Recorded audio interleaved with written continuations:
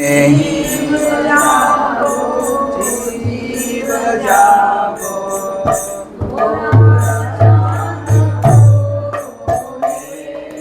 तत नेत्रा जाओ माया पिशाची रखोले।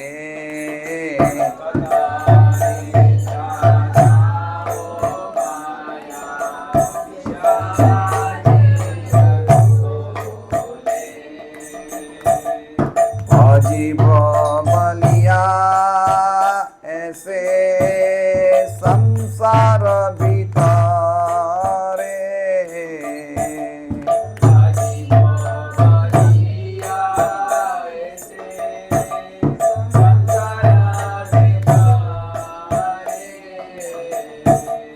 भूलिया रहिले तुमी अविद्यार भरे।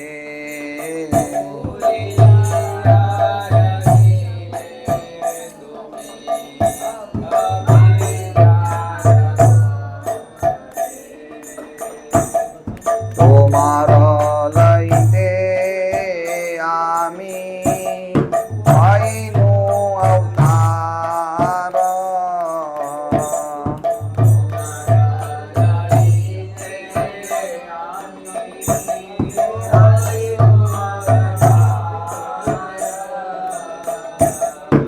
আমি বিনা বন্ধু আর কে আছে তোমার।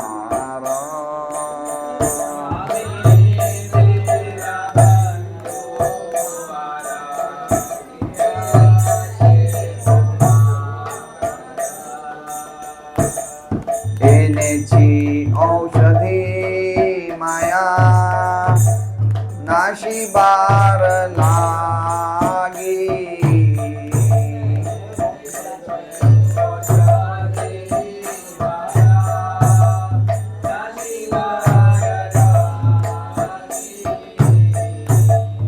हरि नाम महामंत्र लो तुमी मागी।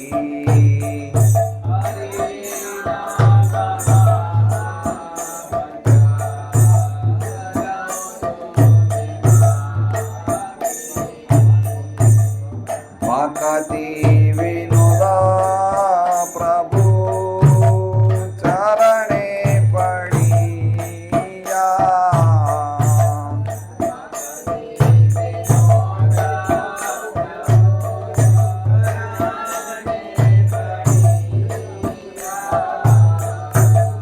से हरि नाम मंत्र लैल मागिया।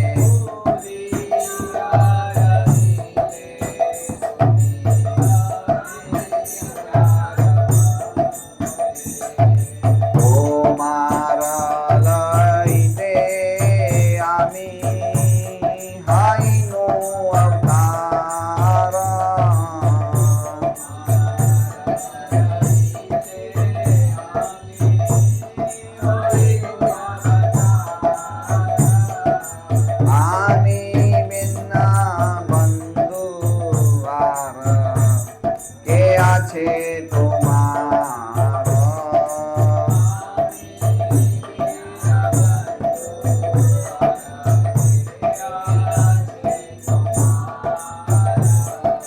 एने जी औषधि माया नाशिबार लागी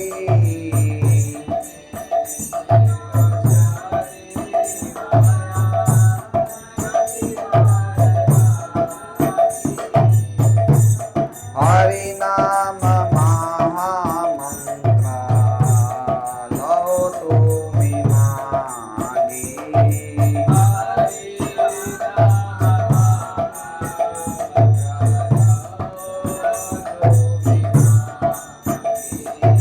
भक्ति विनोद प्रभु चरणे पड़िया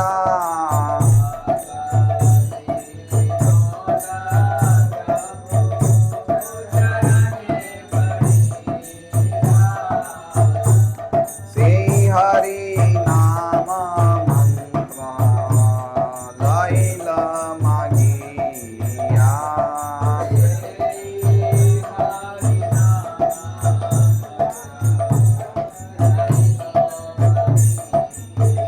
हरे कृष्णा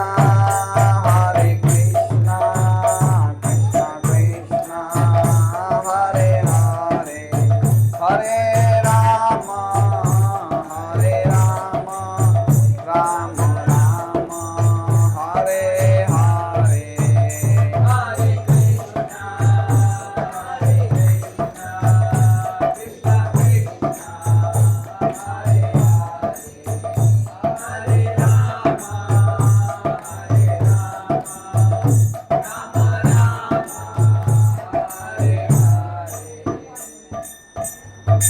ये बहुत ही सुंदर भजन है।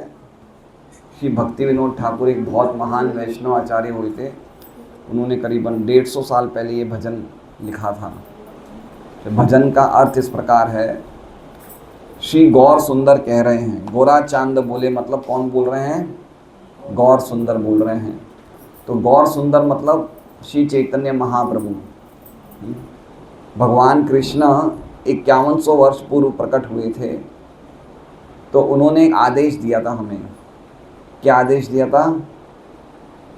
मन मना भो मद भक्तो मध्याजी माम नमस्कुरु मामे ऐश्यसि सत्यम ते प्रति जाने प्रियोसी में। ये कहाँ का आदेश है? कौन से ग्रंथ का आदेश है ये? गीता जी का, है ना। उसके बाद कहते हैं सर्वधर्मान परित्यज्य मामेकम शरणं व्रज अहम त्वाम सर्व पापेभ्यो मोक्षयिष्यामि मा शुचः। ये भगवान का चरम आदेश है गीता जी का। 5100-5200 साल पहले ये आदेश बोल के भगवान अप्रकट हो जाते हैं, अंतर्धान हो जाते हैं। और हम लोग काल के प्रभाव से, माया के प्रभाव से इस आदेश को भूल जाते हैं। तो श्री कृष्ण भगवान स्वयं एक भक्त के रूप में प्रकट होते हैं। किन के रूप में? स्वयं भक्त बन जाते हैं कि जब तक मैं स्वयं भक्त नहीं बनूंगा और भक्ति की विधि को नहीं सिखाऊंगा तो लोग कैसे सीखेंगे। तो स्वयं श्री भगवान श्री कृष्ण 500 वर्ष पूर्व भक्त के रूप में आते हैं, भक्त के रूप में। और वो कौन है? श्री गौर सुंदर। गौर सुंदर मतलब श्री चैतन्य महाप्रभु हैं। तो ऐसे के ऐसे श्री कृष्ण चैतन्य महाप्रभु स्वयं श्री कृष्ण है, लेकिन श्री कृष्ण परम भगवान के रूप में प्रकट हुए। और चैतन्य महाप्रभु स्वयं भगवान है, लेकिन भक्त के रूप में प्रकट हुए। श्री कृष्ण द्वापर में प्रकट हुए, चैतन्य महाप्रभु कलयुग में प्रकट हुए। तो चैतन्य महाप्रभु ने अपने आप को भगवान नहीं बताया, वो एक भक्त के रूप में प्रकट हुए। तो भक्त के रूप में प्रकट होकर उन्होंने क्या सिखाया? वही संदेश सिखाया जो हम लोग भूल चुके थे। कौन सा संदेश भूल चुके थे?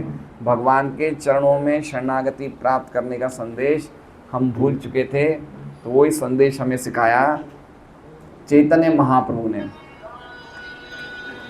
तो इसलिए क्या संदेश था? कि भगवान की भक्ति करो, ये संदेश था। चैतन्य महाप्रभु यही बोलते हैं, कहते हैं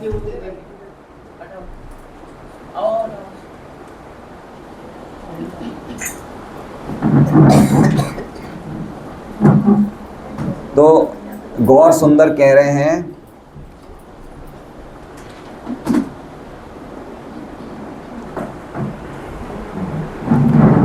तो भगवान कृष्ण ने क्या कहा, सब धर्म छोड़ के मेरी शरण में आओ। तो शरणागति कैसे लेनी है वो किसने सिखाई, वो चैतन्य महाप्रभु ने सिखाई। शरणागति लेनी कैसे है, क्योंकि हर एक व्यक्ति शरणागत होने को भी तैयार नहीं है। तो शरणागति कैसे लेनी चाहिए, वो श्री चैतन्य महाप्रभु, क्योंकि भगवान कृष्ण का क्या संदेश था, मेरी शरण लोगे तो मैं तुम्हें सभी पापों से मुक्त कर दूंगा। लेकिन चैतन्य महाप्रभु का क्या संदेश था कि पहले मैं तुम्हें कोई भी कैसे हो पहले शरण लेना बताता हूँ। तो शरण लेने को सिखाया किसने, श्री चैतन्य महाप्रभु ने।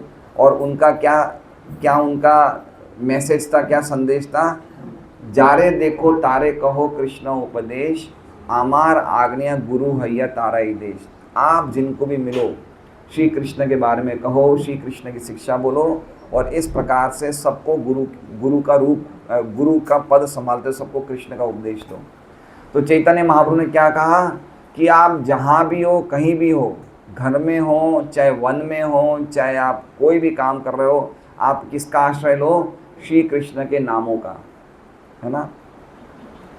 क्योंकि हम शरणागति तब प्राप्त करेंगे जब हम कृष्ण के नामों का उच्चारण करेंगे।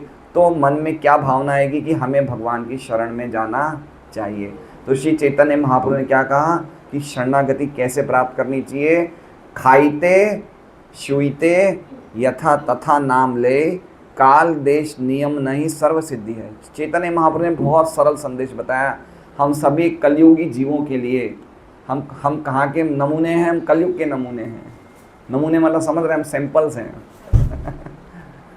हम सब नमूने हैं। तो हमारा कैसे कल्याण हो, है ना। हम लोग कोई बहुत बड़ी तपस्या करने की स्थिति में नहीं है, सही बात है, हम बड़ी तपस्या कर सकते हैं। अभी निर्जला एकादशी आ रही, कितने लोग निर्जला एकादशी करेंगे, है ना। तो हम बहुत बड़ी तपस्या नहीं कर सकते, बहुत बड़े व्रत नहीं रख सकते हैं, बहुत क्या कहते हैं, हिमालय की गुफाओं में नहीं जा सकते हैं। लेकिन एक काम हम सब कर सकते हैं, वो क्या कर सकते हैं, भगवान के नामों का उच्चारण। हरे कृष्णा कृष्णा कृष्णा हरे हरे, हरे राम राम राम। खाइते शुइते यथा तथा नाम ले, खाते हुए सोते हुए ये न के न प्रकारण जैसे नाम ले, काल देश नियम नहीं सर्व सिद्धि है। ना कोई काल का नियम, ना कोई स्थान का नियम, कहीं भी हो, बाथरूम में हो, रूम में हो, व्यापार में हो, गाड़ी में हो, स्कूटर में हो, रसोई में हो, कोई समय हो, सुबह हो, रात हो, दिन हो, शाम हो, आप कभी भी भगवान के नाम का उच्चारण करो। इससे कृपालु कौन होंगे, कोई नहीं होगा। इसलिए रूप गोस्वामी जिन्होंने गोविंद देव जी के मंदिर की स्थापना करी जयपुर में, उन्होंने चैतन्य महाप्रभु के लिए प्रणाम मंत्र कहा। क्या कहा, नमो महावदान्याय कृष्ण प्रेम प्रदायते, कृष्णाय कृष्ण चैतन्य नामने गौरव कृष्ण नमः। कि आप बड़े महावदान्य हैं, आप बड़े दयालु हैं। इतने अवतार हुए, राम, नरसिंह, वामन, कृष्ण, लेकिन आपसे दयालु कोई नहीं है। क्यों, क्योंकि आप क्या दे रहे हैं, कृष्ण प्रेम प्रदायते, आप कृष्ण प्रेम बांट रहे हैं। कृष्णाय कृष्ण चैतन्य, आप स्वयं कृष्ण हैं, लेकिन आप कृष्ण चैतन्य के रूप में आप क्या कर रहे हैं, सबको क्या बांट रहे हैं, कृष्ण प्रेम बांट रहे हैं। और कृष्ण प्रेम कौन बांट सकता है, स्वयं कृष्ण बांट सकते हैं। इसलिए आप स्वयं कृष्ण हैं। तो चैतन्य महाप्रभु इस प्रकार जिनको मिलते थे, चैतन्य महाप्रभु 500 वर्ष पूर्व 48 वर्ष तक वो इस जगत में रहे। 24 साल उन्होंने नवद्वीप में बिताए, मायापुर में, और बाकी के 24 साल जगन्नाथपुरी में। 24 वर्ष की उम्र में उन्होंने संन्यास ले लिया और बाकी 24 साल जगन्नाथपुरी में बिताए। और जगन्नाथपुरी में वो सदैव अपने पार्षदों के साथ हरि नाम संकीर्तन करते थे, है ना। और लोगों को यही कहते थे कि कलयुग में और कोई उपाय नहीं है, है ना। क्या कहते हैं, हरेर नाम हरेर नामेव केवलम, कलौ नास्तेव गतिरन्यथा। कलयुग में हरि के नामों के अलावा और कोई उपाय नहीं है, और कोई उपाय नहीं है। तो ये श्री चैतन्य महाप्रभु का संदेश है। तो चैतन्य महाप्रभु इस संदेश में हम सब जीवों को संबोधित कर रहे हैं। क्या कह रहे हैं, अरे जीव जागो। क्या कह रहे हैं, जीव जागो, सुप्त आत्माओं जागो, कितनी देर तक माया रूपी पिशाची की गोद में सोगे। तो आप सब कहेंगे हम तो सब जगे हुए हैं, हम कहाँ सो रहे हैं, हम तो सब जगे हुए हैं। तो सोने का अर्थ क्या है? सोने का अर्थ क्या है? सोने का अर्थ है कि हम अज्ञानता में हैं। किस में हैं हम अज्ञानता में हैं। हमारे दिमाग में काफ़ी अज्ञानताओं के कॉन्सेप्ट हैं। पहला अज्ञानता का कॉन्सेप्ट है कि हम समझते हैं कि हम ये शरीर हैं। क्या हैं हम शरीर हैं, और ये मेरा घर है, ये मेरा परिवार है, ये मेरा देश है, ये मेरी जाति है। तो ये क्या है? ये सबसे पहला अज्ञानता है, जो कि उल्टा क्या है? हम ये शरीर नहीं हैं, ये हमारा देश नहीं है, ये हमारा परिवार नहीं है। लेकिन ये कुछ समय के लिए, ये चीज़ें क्या है? अस्थाई है। अस्थाई मतलब समझ रहे हैं? ये कुछ समय के लिए रहने वाले हैं, हमेशा हमारे साथ रहने वाले हैं। ये हमारा एक अस्थाई संबंध है इस जगत में, परिवार में। शरीर भी अस्थाई है। शरीर हमारे साथ कितने समय रहेगा? कितने समय रहेगा? अभी आया है, कुछ समय के बाद चला जाएगा, और हर समय जा ही रहा है। हर समय विनाश की तरफ शरीर क्षीण हो रहा है। और हम क्या समझते हैं? हम शरीर हैं, मैं इस देश का निवासी हूँ, मैं ये। तो ये अज्ञानता है ना? क्यों अज्ञानता है? क्योंकि हम जन्म जन्मांतर हम शरीर, अलग अलग शरीरों को प्राप्त कर रहे हैं। कभी हम ऊँट बनते हैं, कभी हम बिल्ली बनते हैं, कभी हम कुत्ते बनते हैं, कभी हम गधे बनते हैं, कभी हम मनुष्य बनते हैं, कभी हम देवता बनते हैं। हम अपनी असली पहचान को भूल गए हैं। इसलिए चैतन्य महाप्रभु कह रहे हैं, जीव जागो, जीव जागो, है ना? कब तक माया की गोद में सोगे, है ना? तो दरअसल क्या है? सबसे पहले समझना चाहिए कि हम ये शरीर नहीं हैं, हम चेतन आत्मा हैं, हम भगवान की शक्ति है, हम भगवान के अंश हैं, है ना? हम लोग ममे वांचो जीव लोके जीव भूत सनातन, हम भगवान के सनातन अंश हैं। हम कभी मरने वाले नहीं हैं, है ना? हम सनातन चेतन शक्ति है भगवान की, और ये हमारा असली स्थान नहीं है। ये हमारा असली स्थान नहीं। आज मैं भागवतम में पढ़ रहा था, पहला स्कंद पढ़ रहा था। कुरुक्षेत्र का युद्ध हो चुका था, कौरव हार गए थे, पांडव जीत गए थे। भगवान ने वापस युधिष्ठिर को हस्तिनापुर का राजा बना दिया। अब भगवान ने देखा कि युधिष्ठिर अब राजा बन गए, लेकिन युधिष्ठिर का शोक दूर नहीं हो रहा था। क्या दूर नहीं हो रहा था? क्या शोक था युधिष्ठिर को? क्या शोक था? उनको ये शोक था कि मुझे सिर्फ राजा बनाने के लिए करोड़ों लोग मारे गए। वो ये सोच रहे थे कि दुर्योधन राजा बन जाते तो कोई दिक्कत थोड़ी थी, वो भी राज्य तो कर ही रहे थे। मुझे खाली राजा बनाने के लिए करोड़ों लोग मारे गए, ये कहाँ तक सही है? तो उस शोक में युधिष्ठिर ऊपर उभर नहीं पा रहे थे, यद्यपि वो जीत चुके थे। तो भगवान ने चाहा कि ये शोक संदेश दूर करने के लिए कौन आए? भीष्म आए। इसलिए व्यास जी ने समझाया, नहीं समझे युधिष्ठिर। भगवान कृष्ण ने स्वयं शोक दूर करने का प्रयास किया, नहीं समझे, क्योंकि भगवान चाहते थे कि उनके महान भक्त भीष्म का पूरी दुनिया में ख्याति हो कि भीष्म के पास कितना ज्ञान है। तो सभी युधिष्ठिर बड़े तैयार होकर, सभी पांचों पांडव राजवेश में बड़े तैयार होकर, सुंदर सब लोग वहाँ पे गए जहाँ पे भीष्म शेष शैया, बाण शैया पे थे। और भीष्म ने जब उन पांचों पांडवों को देखा तो उनकी आंखों में से ज़बरदस्त आंसू निकले। उन्होंने कहा कि जिस चीज़ का मुझे इंतज़ार था आज मैंने वो देख लिया, क्योंकि भीष्म हृदय से चाहते थे कि ये पांडव राजा बने। तो बड़े खुश हुए भीष्म, बड़े खुश हुए।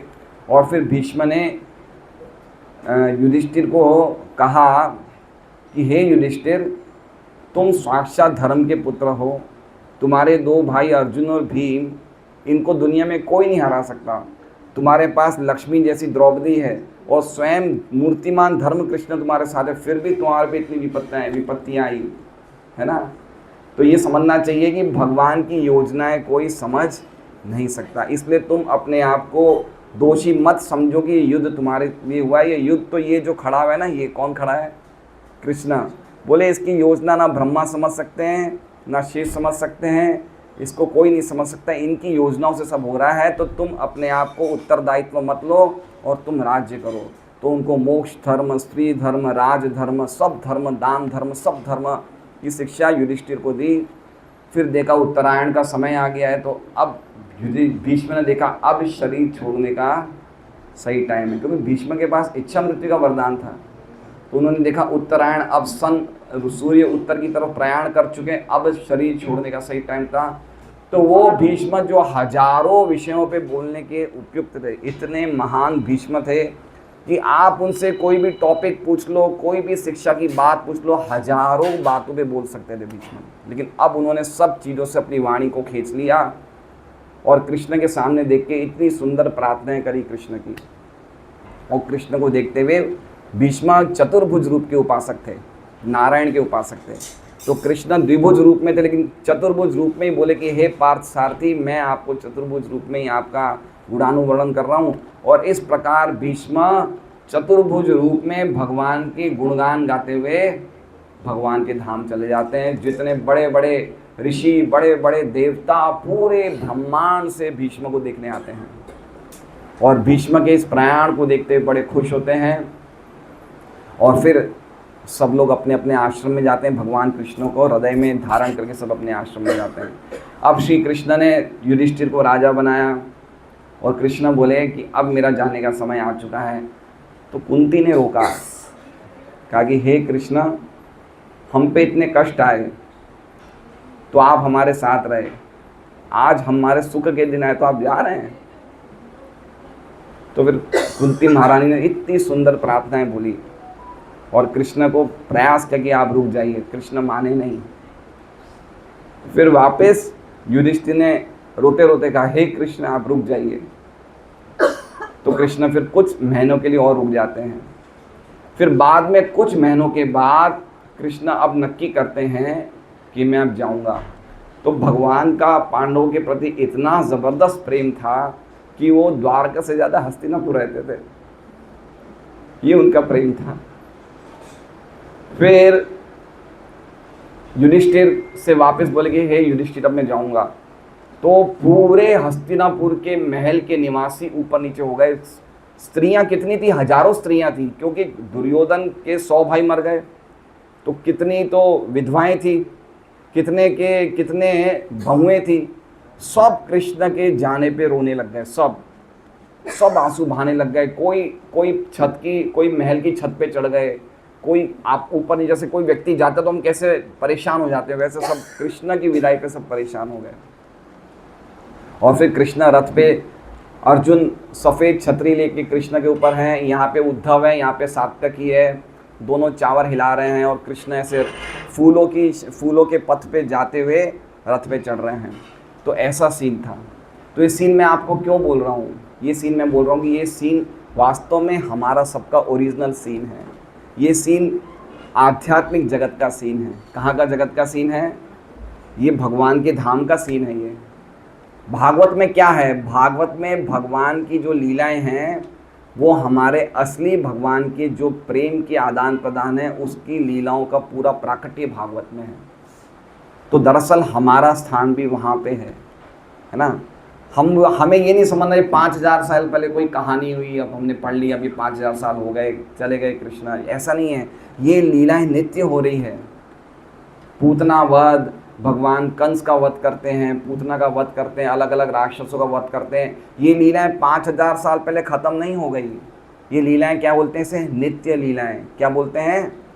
नित्य लीलाएं। जैसे सूर्य जब यहाँ पे अस्त होता है तो और कई जगह उदित हो जाता है, तो उसी प्रकार से कृष्ण की एक लीला भारत में होती है तो ब्रह्मांड के दूसरे देश में शुरू हो जाती है। इसलिए कृष्ण की लीलाओं को क्या कहते हैं? नित्य लीला। तो ये लीलाओं में हमें प्रवेश करना है। और भगवान की लीलाएं ऐसा नाव है, ऐसी नाव है कि अगर उस नाव में हम बैठ जाएंगे तो ये संसार सागर को तैर जाएंगे। ये संसार सागर है ना। इसलिए देखिए दूसरी लाइन क्या है, तो इस जगत में ये कहते हुए आया था कि हे मेरे भगवान, मैं आपकी आराधना व भजन अवश्य करूँगा, है ना। ये जीव प्रार्थना करता है भगवान को, क्या बोल रहे हैं? भजीब बलिया ऐसे संसार भीतर है। कौन किसने ऐसी प्रार्थना करी है? हम सबने प्रार्थना करी है कि मैं आपका भजन करूँगा, मैं आपकी आराधना करूँगा, अवश्य करूँगा। लेकिन इस जगत में आके माया में फंसकर तू वो भूल गया है ना। वो हम भूल गए हैं। ये माया का प्रभाव है हम भूल गए। इसलिए तो महाप्रभु कह रहे हैं जीव जागो, जीव जागो।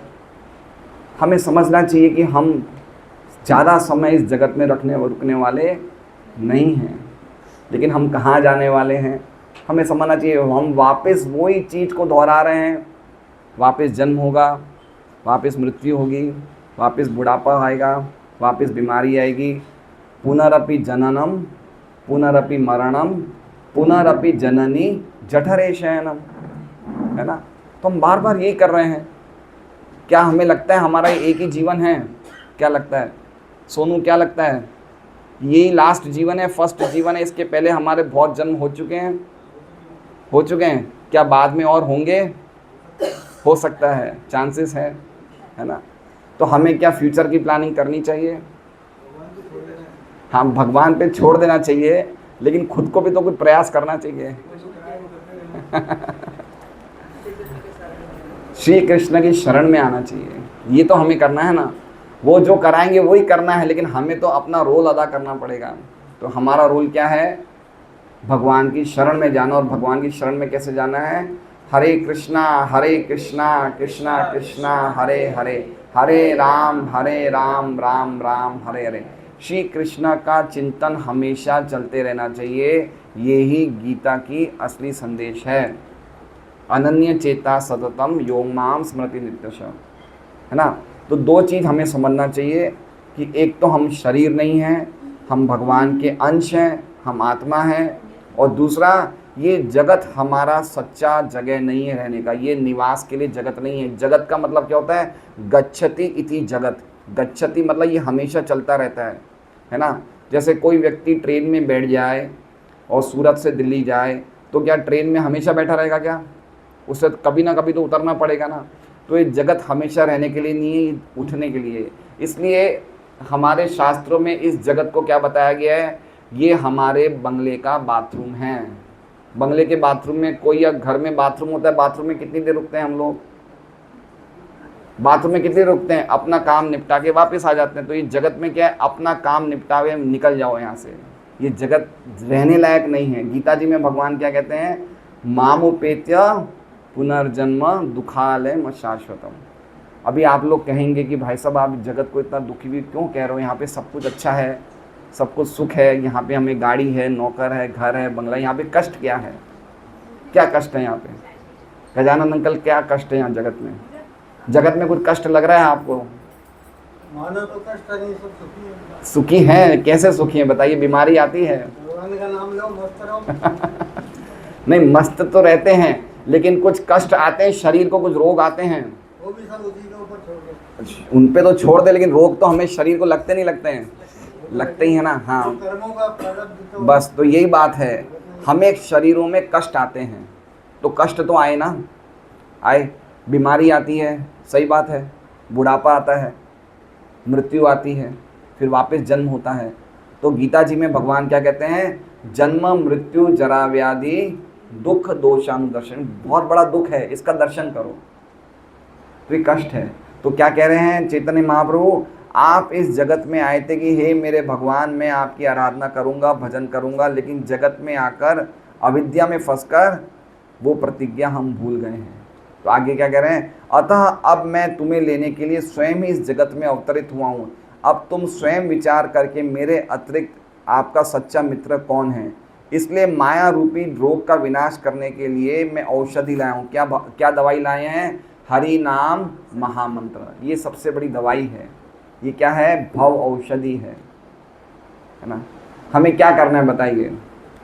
कुछ समय निकाल के ये भगवान के नामों का उच्चारण करना है। मुश्किल है क्या ये?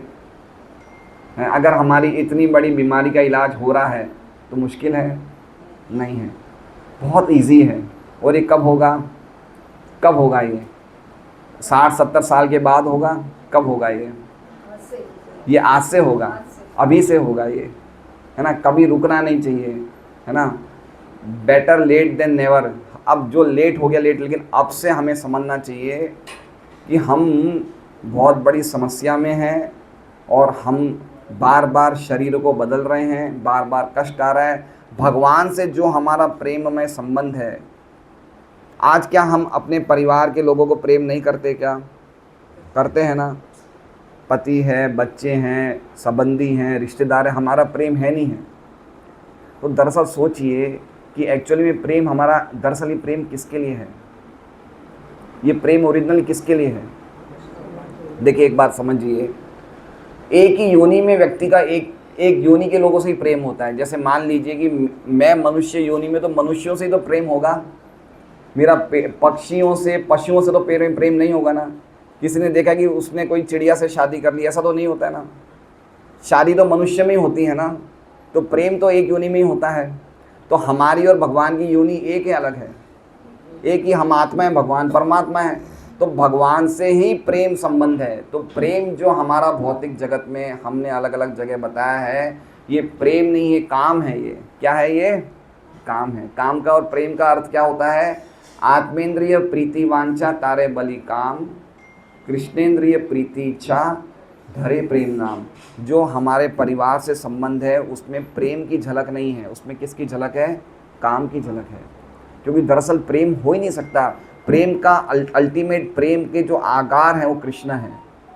हम प्रेम देने वाले हैं, भगवान के प्रेम को प्राप्त करने वाला। हम और कोई व्यक्ति से प्रेम कर नहीं सकते, वो प्रेम नहीं, वो क्या है, वो काम है। काम मतलब समझ रहे हैं, हम परिवार में रहते हैं, समाज में रहते हैं, समाज की सेवा करते हैं, देश की सेवा करते हैं, जाति की सेवा करते हैं, परिवार की सेवा करते हैं, लेकिन उसमें क्या होता है, प्रेम नहीं, उसमें क्या है, काम है। उसमें काम मतलब समझ रहे हैं, हम अपनी इच्छा हम देखते हैं पहले पूरी हो रही है नहीं हो रही, तो वो सेवा करते हैं। इसलिए वो सच्चा प्रेम नहीं है, उसका आधार सच्चा नहीं। क्योंकि आधार क्या है, मैं शरीर हूँ, तो सच्चा आधार तो नहीं। हम कौन हैं, हम तो आत्मा हैं। तो हम गलत आधार पे प्रेम को लगा रहे, वो वास्तव में प्रेम नहीं, वो काम है।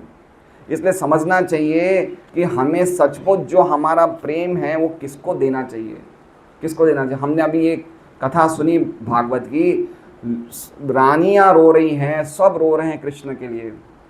हम अब वृंदावन की लीलाएं सुनेंगे भगवान की, तो भगवान वृंदावन में जाते, तो वृंदावन में जब भगवान वेणु बजाते थे तो खाली गोपियाँ और उनके सखा नहीं रोते थे, पक्षी सुनते थे तो पक्षी चुप हो जाते थे।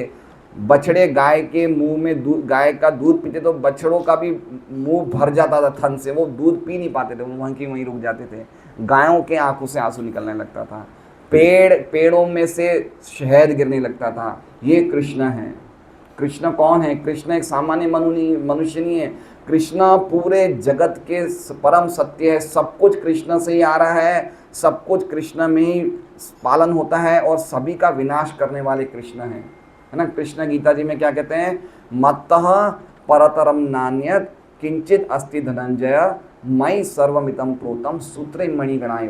ये पूरा मेरे से बढ़कर सत्य इस जगत में कोई नहीं है। तो ब्रह्मा, शिव, चंद्र, इंद्र, वरुण जितने भी हैं सब कृष्ण के दास हैं, है ना। एकले ईश्वर कृष्ण आर सब भृत्य यार यही छे नाचाई से तेछे करे नृत्य। श्री कृष्ण एकमात्र परमेश्वर है, और बाकी जितने देवी देवता हैं वो क्या है, भगवान के दास हैं। हम भी भगवान के दास हैं, और जैसे कृष्ण नचा रहे हैं हम वैसे नाच रहे हैं। तो हमें कृष्ण की शरण लेना चाहिए, इससे बढ़कर हमारे जीवन में और कोई दूसरा कार्य नहीं है। ये समझना चाहिए कि अगर हम वास्तव में कृष्ण को समझेंगे, भगवान गीता जी में क्या कहते हैं, जन्म कर्म च मे दिव्यम एवं यो वेति तत्वतः त्यक्त्वा देहम पुनर्जन्म नेति मामेति सोर्जुन। भगवान कह रहे हैं ना कि मेरे जन्म और मेरे कर्म दिव्य हैं। तो क्या जन्म और क्या कर्म दिव्य है, यही दिव्य कि भगवान सभी जगह हमेशा रहते हैं, लेकिन समय समय पे प्रकट होते हैं धर्म का नाश, अधर्म का नाश करने के लिए और धर्म का स्थापना करने के लिए। तो ये बातें हमको कैसे समझ में आएगा, जब हम पढ़ेंगे, गीता पढ़ेंगे, भागवत पढ़ेंगे, है ना। इसलिए हमें समझना चाहिए ये मनुष्य जीवन, भगवान उद्धव जी को क्या बोलते हैं, लब्ध्वा सुदुर्लभम इदम बहु संभवान्ते मानुष्यम अर्थदम अनित्यम अपीह धीरा। क्या कह रहे हैं भगवान, लब्ध्वा सुदुर्लभम, ये जन्म कैसा है, सुदुर्लभ है। मनुष्य जीवन कैसा है, सुदुर्लभ है, ये बार बार नहीं मिलने वाला है। क्या लगता है हमें बार बार मिलेगा, नहीं, करोड़ों साल बाद ये जन्म मिला है मनुष्य। लब्ध्वा सुदुर्लभम, दुर्लभम मतलब बहुत मुश्किल, और उसके आगे सुदुर्लभ मतलब बहुत मुश्किल। अच्छा मेरी बात सुनिए, जो इस जीवन में हम कर रहे हैं, क्या हम पशु बन जाएंगे तो कर पाएंगे क्या, कर पाएंगे? कर पाएंगे। देखिए हम लोग खा रहे हैं, पशु बन जाएंगे तो भी खाएंगे। हम बच्चे पैदा कर रहे हैं, पशु बन जाएंगे तो भी बच्चे पैदा करेंगे। सोने के लिए भी जगह मिल जाएगी, सब कुछ तो मिल जाएगा। हैं? भगवत नाम भजन नहीं कर पाएंगे, बाकी तो सब कर पाएंगे ना। तो मनुष्य जीवन मिला क्यों है? भगवत धाम जाने के लिए मिला। समझे? बाकी सब चीजें कॉमन है। मनुष्यों में और पशु में हर एक चीज कॉमन है। खाली भगवान, खाली धर्म मनुष्य कर सकता है, पशु धर्म नहीं कर सकता है। हैं? आहार निद्रा भय मैथुनम एत सामान्यम एतत् पशु भी नराणाम धर्मो ही तेषाम अधिको विशेषो धर्मेण हीना पशु भी समाना। तो हमें क्या, मनुष्य का असली धन क्या है? धर्म है। उसको धर्म का पालन करना चाहिए। और कलयुग में क्या धर्म है? कलयुग में एकमात्र, अगर एक चीज़ को हम समझ जाए कि कहीं भी हम जाएं, समय को दुरुपयोग नहीं करें और भगवान के नामों का आश्रय लें, इससे बढ़कर हमारे लिए और दूसरा कोई सौभाग्य नहीं होगा। इससे बढ़कर और कोई सौभाग्य नहीं होगा, है ना। और क्या करना है हमें? कहीं भी बैठ जाएं, एक अपने साथ माला लें और निरंतर हरे कृष्णा कृष्णा कृष्णा हरे हरे, हरे राम राम राम हरे। पर्टिकुलरली जब हमारी जीवन की आधी अवस्था पार हो जाए तब तो हमें करना ही चाहिए। जीवन की आधी अवस्था हम में से किस किसने पार कर ली है?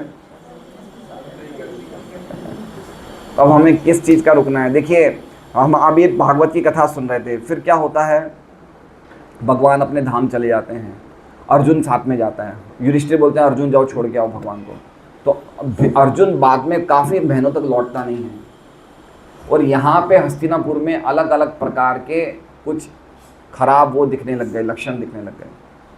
युधिष्ठिर को चिंता हुई, भीम से पूछा। युधिष्ठिर भीम को बोलते हैं भीम क्या बात है, अर्जुन लौटे नहीं, मुझे कुछ लक्षण दिख रहे हैं, कुछ मुझे अच्छा नहीं लग रहा है, कुछ क्या बात है। तो कुछ समय के बाद अर्जुन लौटते हैं। अर्जुन का पूरा चेहरा लटक जाता है। अर्जुन के लटके हुए चेहरे को देख के, तेजहीन चेहरे को देख के युधिष्ठिर महाराज पूछते क्या हुआ। फिर अलग अलग प्रश्न पूछते कि कोई व्यक्ति तुमसे मदद मांगने आया, तुमने मना कर दिया, कोई दान मांगने आया, तुमने मना कर दिया, तुम्हारा चेहरा क्यों लटका हुआ है। तो अर्जुन बोलते हैं कि हे कृष्ण, हे भैया, जिनके लिए हम ठहरे थे वो चले गए, वो अपने धाम चले गए। युधिष्ठिर को बस इतना सुनना था। युधिष्ठिर ने कहा कि अब हमें यहाँ रहने की कोई आवश्यकता नहीं है। युधिष्ठिर तुरंत अपने पूरे राजघराने, राजवेश को छोड़ के क्या करते हैं? तुरंत सन्यासी का, वानप्रस्थी का वेश धारण करके महाप्रस्थान की तरफ निकल जाते हैं। युधिष्ठिर के साथ चारों पांडव, है ना। ये हमें बता रहे हैं कैसे आचरण करना चाहिए। एक समय आने के बाद हमें अपने घर से, अपने समाज की सेवाओं से चिपके रहना नहीं चाहिए। That is equal to death, वो मृत्यु के बराबर है। प्रहलाद महाराज से उनके पिता हिरण्यकश्यप ने पूछा कि बेटा तुम्हें अपने टीचरों ने क्या सिखाया? क्या पूछा? गुरुकुल में तुम अपने टीचर से क्या सीखा? तो प्रहलाद महाराज कहते हैं तद साधु मन्ये असुर वर्य देही नाम सदा समुद्विग्न ध्यान असदग्रात। बोले हे पिताजी, सबसे बड़ी चिंता उस व्यक्ति को होती है जिसने इस देह को धारण किया है। किसको धारण किया है? ये शरीर को धारण करने में व्यक्ति हमेशा चिंता में रहता है। सुबह से लेकर रात तक उसको ब्रश कराओ, नहलाओ, पॉटी करो, इस शरीर का बहुत भारी बोझ है। तो क्या करना चाहिए? हित्वात्म पातम गृहम अंधकूपम वनम गतो यद दरिमाश्रयत। बोले ये जो गृहम अंध है ना, ये ग्रह कैसा है? ये अंधकुआ है। गृहम अंधकूपम, हित्वात्म पातम, इसको छोड़ दो। आत्म पातम, ये आत्मा का पात करने वाला है, आत्मा का पतन करने वाला है। इसलिए हमारे सनातन धर्म में शिक्षा है कि कुछ समय के बाद पति पत्नी तीर्थ में रहे, धर्म धाम में रहे, भक्तों के संग में रहे, भगवान के नामों का जप करे, भक्तों का संग करे, हरि कथा सुने। ये सभी व्यक्तियों को करना चाहिए जो वानप्रस्थ आश्रम में जाए। पूरे टाइम घर पे नहीं चिपकना चाहिए। मैं अपने पोते को देखूंगा, परपोते को देखूंगा, उसकी शादी देखूंगा, नहीं। ये अगर हमारे शास्त्र में लिखा है कि जो व्यक्ति बड़ी उम्र में घर में मृत्यु को प्राप्त करता है, मृत्यु को अच्छा नहीं माना जाता है। मृत्यु तो वही अच्छी होती है जो कोई तीर्थ स्थान में हो, कोई भगवान के धाम में हो, ऐसी मृत्यु अच्छी होती है। तो घर में रहना अच्छा नहीं है।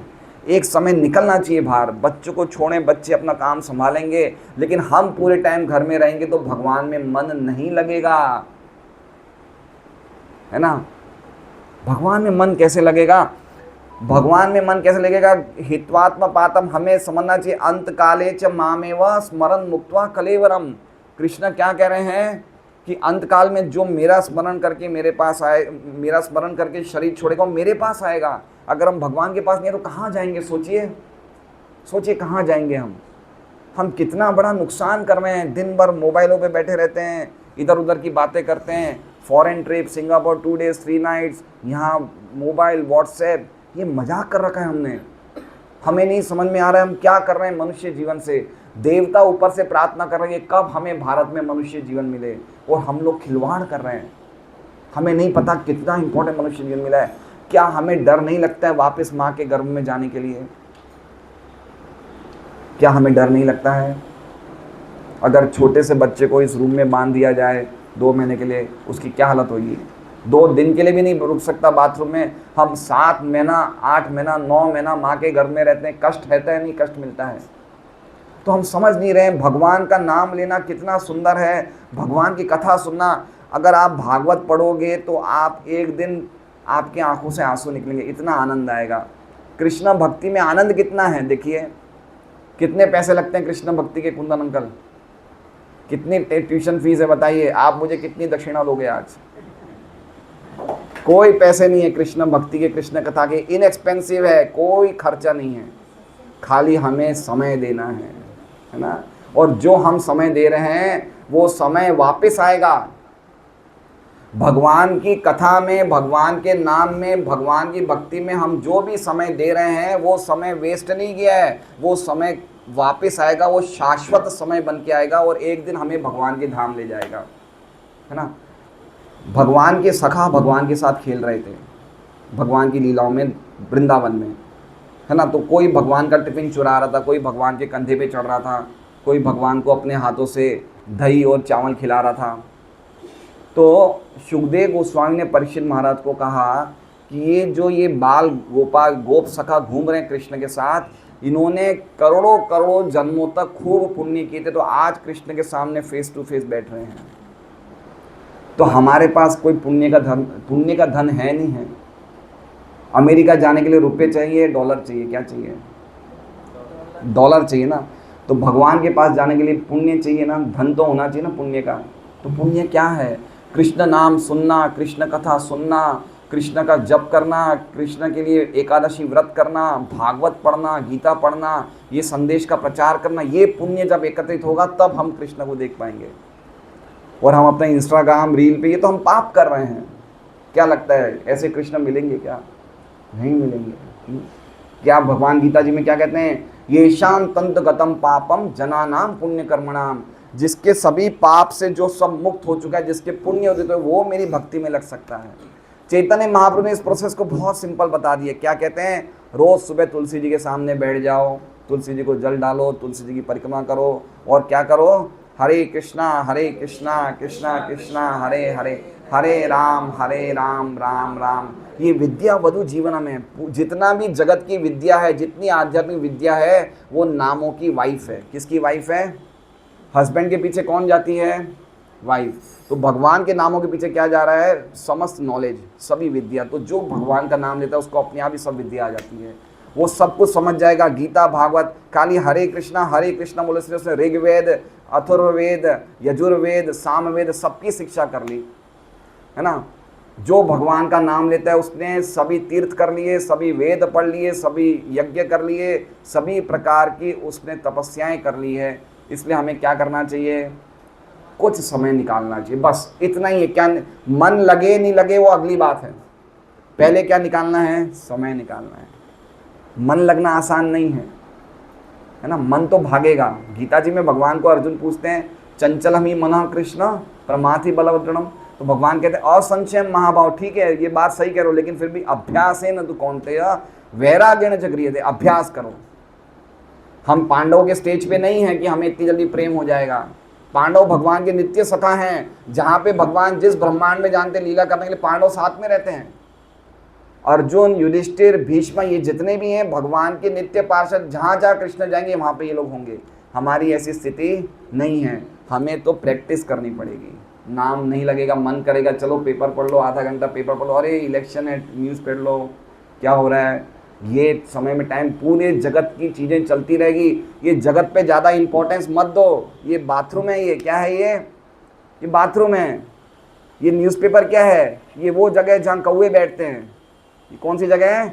यहाँ हंस नहीं बैठते हैं। हंस कहाँ बैठते हैं? हंस भागवत में बैठते हैं, है ना। कहाँ बैठते हैं? खाली इतना सोच लो, हम जितना टाइम न्यूज़पेपर को देते हैं, व्हाट्सएप को देते हैं, इतना टाइम ही हम भागवत को दे दें। बस इतना टाइम दे दें, ज़्यादा नहीं। कितना सोच लो कि मैं आधा घंटा 1 घंटा मोबाइल पे, 1 घंटा बैठते हैं, ज़्यादा बैठते हैं आजकल, हैं? ज़्यादा ही बैठते होंगे। पेपर में बैठते हैं, टीवी पे बैठते हैं, खाली उसका आधा भी दे देना भगवान को, तो भगवान तो, हम 1 कदम बढ़ेंगे, भगवान 10 कदम बढ़ेंगे, है ना। और आप लोग के मालपानी परिवार में तो सबके नाम ही भगवानों से हैं, है ना। ये तो आप लोग तो क्या खानदान से भगवान की भक्ति चले आ रही है। मुझे तो आप लोग के सामने बोलते शर्म आ रही है। आप लोग को बोलना चाहिए मुझे ना। सब एक से एक ताऊ जी थे, गणेश नारायण जी और अंकल जी, सब। हमारे बाबूजी का नाम कन्हैया लाल जी था। हाँ हाँ हाँ हाँ हाँ, वही मैं कह रहा हूँ ना, सबके सब हैं। तो ये तो आप लोग तो सब पीढ़ियों से चले आ रहे हैं, तो ये हमारी असली परंपरा है। तो इसको चालू रखना है, और यही हमारा असली धर्म है, यही जीवात्मा धर्म। पहले हम सबसे पहली बात क्या है समझें कि हम ये शरीर में ज़्यादा टाइम रहने वाले नहीं हैं, है ना। ये शरीर परिवर्तनशील है और हम वैसे के वैसे हैं। हम शरीरधारी हैं, शरीर नहीं है। जैसे वस्त्रधारी कौन होता है? वस्त्र पहनने वाला। ये शरीर ने हमने इस शरीर को पहन रखा है, हम शरीर नहीं हैं। और शरीर की 3 अवस्था आती है, कौमारम, यौवनम, जरा, है ना। कौमार मतलब बचपन, यौवन मतलब जवानी, जरा मतलब बुढ़ापा, तथा देहांतर प्राप्त, फिर बाद में शरीर छोड़ना है। तो ये समझना है कि हमें शरीर छोड़ना, तो अगला शरीर कैसा मिलेगा? हमें भौतिक शरीर चाहिए, आध्यात्मिक शरीर चाहिए। कौन सा शरीर चाहिए? शरीर की भी 2 कैटेगरी है। भौतिक शरीर मतलब हड्डी मांस खून वाला शरीर, और आध्यात्मिक शरीर जिसका कभी कोई नुकसान नहीं होता। कौन सा शरीर चाहिए हमें? आध्यात्मिक शरीर। तो हमें क्या काम करने पड़ेंगे? आध्यात्मिक काम करने पड़ेंगे। भगवान की भक्ति आध्यात्मिक है। तो जब ये शरीर तो जाएगा एक बार तो, लेकिन जब ये शरीर जाएगा उसके बाद वापस भौतिक शरीर नहीं मिलेगा। ना तो हम महेश्वरी बनेंगे, ना भारतीय बनेंगे, ना चूहे बनेंगे, ना बिल्ली। हम भगवान के धाम जाएंगे। क्या करना है अब? जीवन का फैसला सब हमारे हाथ में है, उस पर कोई रोक टोक नहीं है। भगवान ने अर्जुन को पूरा गीता का संदेश सुनाया, सुनाने के बाद क्या बोले? अब तुम्हारी जो इच्छा करो, मैं तुम पे कोई फोर्स नहीं कर रहा हूँ। यथेच्छसि तथा कुरु, है ना। तो हर एक को अपने जीवन का निर्णय लेने का पूरा अधिकार है। मैं जीवन के साथ क्या कर रहा हूँ हमें समझना चाहिए। मैं जिसको अपना पति समझ रही हूँ, मैं जिसको अपना पत्नी समझ रहा हूँ, वो मेरे साथ कितने टाइम रहेंगे? वो पहले थे क्या मेरे साथ? पहले थे क्या? बाद में रहेंगे क्या? नहीं, अभी है ना। तो सपना है ना। क्या है ये? सपना है। हम दिन भर क्या काम करते हैं, रात को सोते तो भूल जाते हैं ना। तो उसी प्रकार से हम इस जीवन में जो कर रहे हैं अगले जीवन में भूल जाएंगे। अगले जीवन में हमारा नई स्टोरी शुरू हो जाएगी। तो हमें समझना चाहिए हम क्या कर रहे हैं। हम सपना में जी रहे हैं, हम कभी तो जागृत हुए नहीं। इसलिए तो कह रहे हैं जीव जागो, जीव जागो, जागो, वास्तविकता में जागो। तो इसलिए हमें प्रयास करना चाहिए। हम ये सत्संग क्यों रखते हैं कि सत्संग, सत्संग मतलब भगवान का संग, सत मतलब सत्य, सत्य का संग मतलब भगवान का संग। हम समझना चाहिए कि हमारा एक एक उम्र जा रहा है। अभी हमारे पितर हैं, हमारे पिताजी के मित्र हैं, अभी मुझे सुन के बड़ा अफसोस हो रहा है, लेकिन मैं कुछ कर नहीं सकता उनके लिए। वो उनकी पेशाब की नली बंद हो गई, उनको पेट पे पेशाब की थैली लगा दी। बताइए, 80 साल के व्यक्ति है, वो पेशाब की थैली लेके पेट पे घूम रहे हैं। कष्ट है नहीं है? ये कितना कष्ट है बताइए। हमने देखा है हमारे घर में, हमारे परिवार में, हमारे जानने पहचान लोग कितने कष्ट आते हैं। कोई ऐसे भी होते हैं जो पलंग पे ही 6-6 महीना रहते हैं, मलमूत्र पलंग पे ही त्यागते हैं। ये जीवन, और ये बड़ा कष्ट नहीं है। वापस जन्म होगा, ये बड़ा कष्ट है। चलो मर गए कोई बात नहीं, खत्म हो गया, लेकिन वापस जन्म होगा और वापस मनुष्य जीवन मिलेगा नहीं मिलेगा, कितना कष्ट है।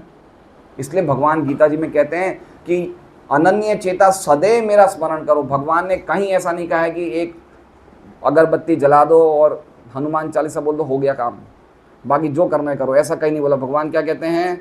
सदैव मेरा नाम लो, सदैव मेरा चिंतन करो। तो ऐसा नहीं कि हम अपना काम धंधा नहीं करें, लेकिन हमें समझना चाहिए कि हर एक चीज़ श्री कृष्ण की कृपा से हो रही है। श्री कृष्ण करने वाले हैं, हम खाली निमित्त हैं। ऐसे कृष्ण का चिंतन बैकग्राउंड में हमारे चलते रहना चाहिए। समझ रहे, ये गीता जी में भगवान का अर्जुन को संदेश है, तस्मात् सर्वेषु कालेषु माम अनुस्मर युद्ध, सब समय तुम अपना मेरा स्मरण करो, साथ में अपना युद्ध करो। भगवान ने ऐसा तो नहीं कहा भाई अब तुम युद्ध मत करो, मैं युद्ध करूंगा। भगवान ने बोला कि अर्जुन को तुम पेड़ के नीचे बैठ जाओ, मैं रथ चलाऊंगा। भगवान ने उसको बोला ड्यूटी करो, लेकिन खाली ड्यूटी मत करो, मेरा स्मरण करके ड्यूटी करो, है ना। ये साइंस है, खाली काम नहीं करना है, भगवान की चेतना में युक्त होकर काम करना है। चाहे हम रसोई का काम करें, चाहे हम व्यापार करें, चाहे घर का काम करें, चाहे दुकान का काम करें, हमेशा भगवान को चेतना में लगाए रखना, ये ही असली हमारी अभ्यास है। और ये अभ्यास करते करते हम शरीर छोड़ेंगे तो भगवान के पास जाएंगे। और अगर शरीर छोड़ते टाइम हमने अपने घर में कुत्ते उत्ते पाले, उनका स्मरण कुत्ते बन जाएंगे। ये तो साइंस है, जिस चीज़ का स्मरण करोगे वो चीज़ मिल जाएगी आपको। तो इसलिए हमें सदैव किसका रूप का ध्यान करना चाहिए? श्री कृष्ण का ध्यान करना चाहिए। उनके पास सब कुछ है, उनका शरीर सुंदर है, करोड़ों कामदेव भी भगवान को देख के मोहित हो जाते हैं, भगवान इतने सुंदर है। शिव जी भगवान के पीछे भागे, इतने सुंदर है कृष्ण, इनसे सुंदर कोई मिलेगा, है ना। कभी हमने सुबह उठ के, कभी हम अपनी सेल्फी पे मोबाइल पे फ़ोटो भेजते हैं, सुबह उठते ही बासी फ़ोटो भेजते हैं क्या? कभी नहीं भेजते ना। सुबह उठते ही कैसी स्थिति होती है हमारी, है ना। भगवान नित्य नूतन है, भगवान कभी पुराने नहीं होते। करोड़ों साल पहले भी भगवान ऐसे ही हैं, राधा माधव अभी भी ऐसे, बाद में भी ऐसे रहेंगे। भगवान का शरीर हड्डी पसली का नहीं है, भगवान सत्य है, सनातन है। भगवान सदैव थे, हैं, रहेंगे, हर एक चीज़ में, हर एक जगह हैं, सब जगह है कृष्ण, सबके कारण है। सृष्टि वो बना रहे हैं, हमारा हाथ उनकी कृपा से चल रहा है, हमारी बुद्धि उनकी कृपा से चल रही है, हमारा चिंतन उनकी कृपा से हो रहा है। हर जगह कृष्ण है, हमारी वाणी को कंट्रोल किया जा रहा है, हमारे कान को कंट्रोल किया जा रहा है, सब चीज़ कृष्ण कंट्रोल कर रहे हैं। तो इसके अलावा और किसका ध्यान करें, है ना। तो ये हमारे साइंस को समझना चाहिए। हरे कृष्णा कृष्णा कृष्णा हरे हरे, हरे राम राम राम हरे। 5 मिनट हमारा प्रश्न उत्तर का सेशन रहेगा, उसके बाद सबके लिए प्रसाद रहेगा। कोई प्रश्न पूछना चाहते हैं, कोई कमेंट्स करना चाहते हैं, कोई कमेंट है, कोई प्रश्न है, कुछ आपको प्रोटेस्ट करना है, कुछ भी करना है, कुछ चर्चा करनी है, तो 5 मिनट के लिए हम कर सकते हैं। सब जैसे भी आपने कहा कि भैया भगवान की योजना से ही सब कुछ होता है, पर अच्छा और बुरा कर्म तो हमारे अंदर की इच्छा से हो रहा है। हम चाह के भी कई बार अच्छा काम नहीं कर सकते हैं, अंदर से इच्छा और ये अच्छा काम करना है, फिर भी हम गलत रास्ते चले जाते हैं। तो वहाँ भगवान की योजना कैसे कार्य करती है? हम लोग अपने पूर्व कर्म और पूर्व इच्छाओं के अनुसार हम अपने शरीर को बनाते हैं, और जब हम उस शरीर का निर्माण करते हैं तो वो इच्छाएं हमें फोर्स करती है वो काम करने के लिए। इसलिए कहा जाता है कि जब व्यक्ति कोई गलत काम करता है, उसके गलत काम का एक बीज अंदर चला जाता है। क्या बन जाता है? बीज। वो बीज वापस फलित होता है और वो बीज वापस हमें फोर्स करता है गलत काम करने के लिए। इसलिए हमने जो कर्म किए ना, वो कर्म के फल बीज के रूप में हमारे अंदर आरोपित हो जाते हैं, और वही बाहर निकल के हमें फोर्स करते हैं गलत काम करने के लिए। तो भगवान उसमें मना नहीं करते हैं। जैसे एक चोर है, उसको चोरी करने के लिए भगवान ही आज्ञा देते हैं, और एक घर वाले को भगवान ही बचाते कि इससे बचो, है ना। भगवान क्या साक्षी हैं, साक्षी अनुमंता है, भरता भोक्ता, भगवान सब कुछ देख रहे हैं। लेकिन अल्टीमेटली कर्म के रिस्पॉन्सिबल हम खुद है, उसमें भगवान रिस्पॉन्सिबल नहीं है। भगवान हमें अच्छे संगत के द्वारा, शास्त्रों के द्वारा हमें अच्छी शिक्षा देते कि मत करो, है ना। इसलिए भगवान जगत में हमें भेजते, तो साथ में गीता भागवत शास्त्र भी भेजते हैं कि तुम जो भी अपना भोग भोगने आए हो भोगो, लेकिन साथ में ये भी पढ़ो। तो इसे पढ़ने से तुम्हारी जो गलत काम करने की टेंडेंसी है वो स्टॉप हो जाएगी। इसलिए शिक्षाओं का बड़ा महत्व है, संस्कारों का बड़ा महत्व है। घर में अच्छे संस्कार, अच्छी माहौल, भजन कीर्तन, ये सब क्या करते हैं, ये सब हमें रोकते हैं गलत काम करने से, गलत जगह जाने से रोकते हैं, गलत संग में जाने से रोकते हैं। इसलिए घर हमारा भगवान का धाम बनना चाहिए। यहाँ घर में टीवी में बॉलीवुड सॉन्ग्स, हॉलीवुड सॉन्ग्स, है ना, ये सब नहीं चलना चाहिए। घर में सदैव कीर्तन, नाम जप, भागवत का पठन। तो घर का जो माहौल होता है ना, वो ऐसा होता है कि व्यक्ति चाहते हुए भी गलत काम नहीं कर सकता है। और अगर हमने घर में ऐसा माहौल नहीं बनाया तो व्यक्ति कभी भी, ये तो हम माया के जगत में रह रहे हैं ना, तो माया तो अटैक करेगी। इसलिए अल्टीमेटली हमें खुद को ही अपना आत्मसंयम रखना है। बाकी सबको कैसे समझ आए। इसलिए ऐसे सत्संगों का प्रोग्राम होना चाहिए। जैसे काफ़ी लोग यहाँ पे आए हैं, उन्होंने भी सुना होगा, तो पहली बार कुछ सुना होगा तो उन्हें भी पता चला होगा कि भगवान का संदेश ये है। तो ऐसे सत्संग कथा रखने से सबके हृदय में कृष्ण कथा जाती है, और कृष्ण कथा जाने का मतलब उसके करोड़ों करोड़ों जन्मों के पाप खत्म हो जाते हैं। पर अभी क्या है ना प्रभु जी, आप जो ये बात बोले ऐसी कथाएं होनी चाहिए, पर ये अभी जो चल रहा है एक बड़े सेमिनार में लोग हजारों की संख्या में खड़े हो जाएंगे, पर अगर ये कथा अगर हो रही है तो उनको लेके आना बहुत कठिन कार्य है। देखिए मेरी बात सुनिए, वो हीरो का भी डुप्लीकेट क्या चला है, लेब्रॉन, है ना। तो 24 कैरेट चीज़ कम लोग खरीदते हैं, हल्की चीज़ जल्दी खरीदते हैं। जो ओरिजिनल चीज़ खरीदने वाले उसके ग्राहक कम होते हैं। भगवान गीता जी में कहते हैं कोई हज़ारों में से एक व्यक्ति मेरी तरफ आता है, हर एक जना नहीं आता है। हर एक जने को सस्ती चीज़ें चाहिए, उसको तुरंत चाहिए, है ना। आप कोई भी महंगा पेड़ लगाओगे बादाम का या आम का, तो फल में आने में टाइम लगेगा। जंगली पेड़ लगाओगे तुरंत उग जाएगा, है ना। तो व्यक्ति को क्या चाहिए, सस्ती चीज़ चाहिए, तो सस्ती चीज़ तुरंत मिल जाती है। और अगर उन्हें भगवान चाहिए तो टाइम लगता है ना। लेकिन जो टाइम लगता है ना, वो टाइम में भगवान हमें ऐसा कर देंगे, बिल्कुल शुद्ध कर देंगे कि वो व्यक्ति 100% को रिजल्ट मिलेगा। इसलिए हमें समय लगे, लेकिन हमें सही रास्ते पे जाना चाहिए। भगवान के काम में देर है लेकिन अंधेर नहीं है। हम अगर सही मार्ग पे जा रहे हैं तो उस मार्ग में जाने से भी हमें सुख मिलेगा, आनंद मिलेगा, हमें संतुष्टि होगी, हमें खुद को सेटिस्फेक्शन होगा, हम अधर्म नहीं करेंगे और हमें खुद को बहुत अच्छा लगेगा, है ना। संतुष्ट सततम योगी, जो योगी होता है वो हमेशा संतुष्ट रहता है। भौतिक जगत की भागा दौड़ी से वो परेशान नहीं होता है। ये एक योगी में, एक भक्त में ये लक्षण आ जाते हैं कि वो हमेशा संतुष्ट रहता है। उसके जीवन में चाहे कितने उतार चढ़ाव आए, वो हमेशा खुश रहेगा। इसलिए भगवान की भक्ति में ही असली आनंद है। नहीं, कई बार मोक्ष जैसे क्या है? मोक्ष मोक्ष मतलब, मोक्ष के दो अर्थ हैं। ज्ञानियों के लिए मोक्ष मतलब भगवान से एक हो जाना, मुक्ति पा लेना। लेकिन भक्तों के लिए मोक्ष होता है, भक्तों के लिए मोक्ष होता है भगवान की सेवा में लग जाना। असली मोक्ष का अर्थ है कि भगवान के धाम में जाके भगवान की सेवा में लग जाना। जैसे हम लोग सब फेस टू फेस बैठे हैं, ऐसे कृष्ण के धाम में हम बैठेंगे, कृष्ण की सेवा करेंगे, कृष्ण के बारे में हम गाएंगे। जैसे मैंने कहा ना, वो भागवत में जो पूरा प्रसंग है वो अल्टीमेटली भगवान की लीलाएं चल रही है सब, वो असली मोक्ष है। मोक्ष के बाद में आदमी का आवागमन का चक्कर छूट जाता है। फिनिश हो जाता है। लेकिन वो मोक्ष में नहीं होता है, वो मोक्ष में खतरा रहता है। कौन सा मोक्ष? जो भगवान से एक होने का मोक्ष है ना, जो भगवान में लीन होना चाहते हैं, जो परमात्मा में लीन होना चाहते हैं, उनका खतरा होता है वापस जगत में आने का, आवागमन में। लेकिन जो भगवान के धाम में प्रवेश कर जाते हैं वो वापस नहीं आते हैं। गीता जी में कहते हैं, न तद भासयते सूर्यो न शशांको न पावक यद गतवान अनिवर्तनते तद धाम परमम। मेरे धाम में आने के बाद वापस कोई नहीं आता है। मेरे धाम में आने के बाद वापस नहीं कोई आएगा। जैसे मान लीजिए समुद्र में नदियाँ जाती है, तो जो मछलियाँ ऊपर ऊपर सतह पे रहती है, तो धूप के कारण उन मछलियों का सूख जाते तो हो सकता है मर जाए। लेकिन जो पानी के अंदर मछलियाँ हैं ना, वो कभी भी उनको पानी नहीं सूख सकता। उसी प्रकार से जो भगवान की लीलाओं में प्रवेश कर जाते हैं उनको जन्म मृत्यु का चक्कर नहीं आता है। लेकिन जो भगवान के अंदर मिलना चाहते हैं, अपने अस्तित्व को ख़त्म करना चाहते हैं, उनके लिए खतरा बना रहता है। हमारा अस्तित्व बना रहेगा, हम हमेशा रहने वाले व्यक्तित्व हैं, हम सबका व्यक्तित्व है, हमारी खुद की एक पर्सनैलिटी है। वो पर्सनैलिटी मोक्ष में ख़त्म नहीं करनी चाहिए, वो रहनी चाहिए। भगवान गीता जी में पिछला अध्याय में हम लिखे, न तो वहाँ हम जातु नासम। ऐसा कोई भी समय नहीं था जब मैं नहीं था, तुम नहीं थे, ये सब नहीं थे, हम थे। आप भी रहेंगे हमेशा, हम भी रहेंगे, ये सब भी रहेंगे। ये असली व्यक्तित्व है, ये असली मोक्ष है। ये ऐसे व्यक्तियों को भगवान की सेवा में लगना चाहिए, ये असली मोक्ष है।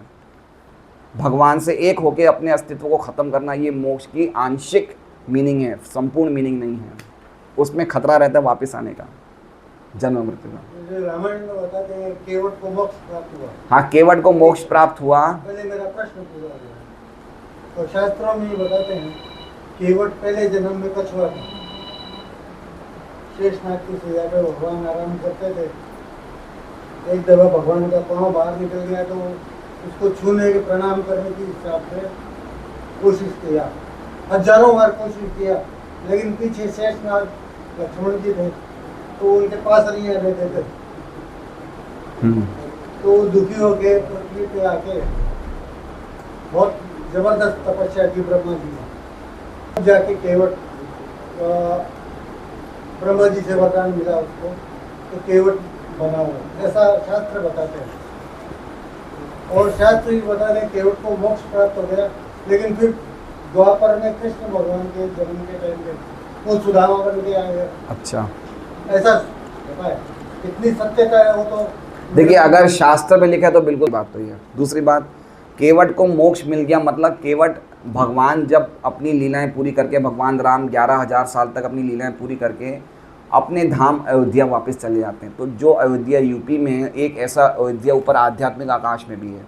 अयोध्या, मथुरा, वृंदावन, द्वारका ये सब खाली भारत में नहीं है, ये ऊपर आध्यात्मिक आकाश में है। तो केवट को मोक्ष मिल गया मतलब केवट भगवान के साथ अयोध्या धाम वापस चला गया भगवान की सेवा में लगने के लिए। तो मैंने जैसे कहा कि जो भी भगवान की लीलाएं होती है तब भगवान के भक्त वापस उस लीलाओं में भाग लेने के लिए आते। जब कृष्ण द्वापर में आए तो वही केवट वापस सुदामा बन के आ गए, है ना। तो भगवान के भक्त कैसे होते हैं, जैसे मान लीजिए नरेंद्र मोदी का पर्सनल असिस्टेंट है, जहाँ भी नरेंद्र मोदी दुनिया में सफ़र करेगा वो जाएगा साथ में।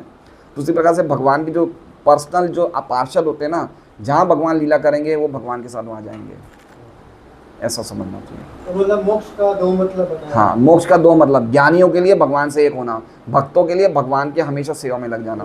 लेकिन भक्तों से की सेवा में लगना वो असली हमने है। सुना था मोक्ष का मतलब ये है वो जीवन के आवागमन से मुक्त हो जाए। हाँ, वो मोक्ष का प्रारंभिक मतलब है, क्योंकि जो व्यक्ति भगवान से एक होता है वो भी मुक्त हो जाता है, लेकिन उसमें वापस आने का खतरा बना रहता है, क्योंकि उसे भगवान की भक्ति नहीं मिली ना। देखो, जीव को आनंद चाहिए, वो बिना सुख के रह नहीं सकता है, तो उसको भक्ति मिलती नहीं तो भौतिक जगत में वापस आ जाता है। लोग भक्ति का आनंद जब मिल जाता है ना तो वो भौतिक जगत में वापस नहीं आता। तो मोक्ष का सच्चा अर्थ है भगवान की सेवा में लगना, वो सच्चा अर्थ है मोक्ष का। उस हाँ, जो ज्ञानी होते हैं वो भक्ति में, क्या पता बहुत सारे ऐसे ज्ञानी जो भक्ति का आश्रय नहीं लेते हैं। प्रेमी हो सके भक्त, ज्ञानी को नहीं हो सके भक्त, प्रेमी हो सके भक्त। हाँ, तो कहने का मतलब कोई ज्ञान जो है प्रेम के अंदर नहीं आता। कोई ज्ञानी ऐसे होते हैं जो भगवान की भक्ति का आश्रय नहीं लेते हैं, कठोर तपस्या करके मुक्ति को प्राप्त करना चाहते हैं। तो वो लोग हो सकता है मुक्ति को प्राप्त हो जाए, लेकिन उनका खतरा बना रहता है वापस संसार चक्र में आने का। हरे कृष्णा। तो हम 5 मिनट कीर्तन करेंगे और फिर उसके बाद हम लोग सुस्वादु प्रसादम ग्रहण करेंगे। हमारी टीम तैयार है प्रसादम के लिए। हरे कृष्णा कृष्णा कृष्णा